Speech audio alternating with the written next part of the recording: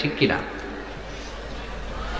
মৃত ব্যক্তির জন্য 4 দিন ও 40 দিন পর আপনারা যেটা করেন এটা বলে চল্লিশা। কি বলে? সবাই একটা রমরমা ভাব নিয়ে খাইতে যায়, মনে হয় যে বিয়ের দাওয়াত খাইতে যাইতেছে। আছে না নাই? তো যে মরছে আপনি তার জন্য কাঁদবেন, দোয়াই না করবেন, এত খুশি কেন আপনাদের? আপনি খাওয়ান, খাওয়াতে দোষ নাই। আপনি মাইয়াতের রূহের মাগফিরাতের জন্য খাওয়ালে মৃত ব্যক্তির গুনাহ আল্লাহ মাফ করবে, সেটা ঠিক আছে, কিন্তু খাওয়াবেন মিসকিনদেরকে, ইয়াতিমদেরকে, তারা বেশি হকদার। এখন দেখা যায় 40 মিসকিনদের জায়গা কম, এলাকার পয়সাওয়ালা লোকেরা এসে লাইনে বসে থাকে। আমি দেখেছি যেটা, কিন্তু দরকার ছিল আমার আব্বা মারা গেছে, এই এতিমখানায় আমি একটা গরু দিয়ে দিলাম, ওরা সারা বছর খেতে পায় না, ওরা খাবে, খেয়ে আমার আব্বার জন্য দোয়া করবে, ঠিক কিনা?